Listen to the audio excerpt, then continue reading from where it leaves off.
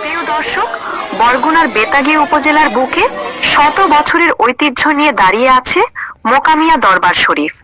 আল্লাহর অলির এই পবিত্র মাজারকে ঘিরে প্রতি বছর দূর দূরান্ত থেকে ছুটে আসেন হাজারো ভক্ত ও আশেকান।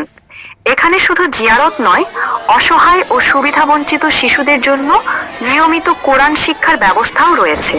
দরবারের পাশেই অবস্থিত ঐতিহ্যবাহী জামে মসজিদ।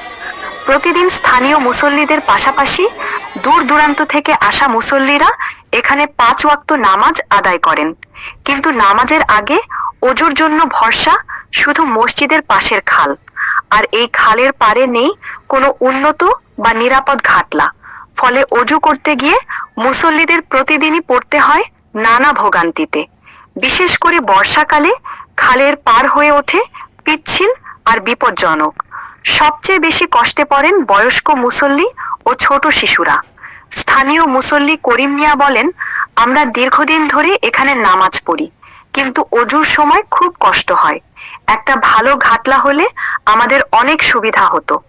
একই কথা বলেন দূর থেকে আসা আশেকান রোকেয়া বেগম। তিনি বলেন, এই দরবারে এসে মনটা শান্ত হয়, কিন্তু ওযুর সময় যে কষ্ট হয় তা বলার মতো না।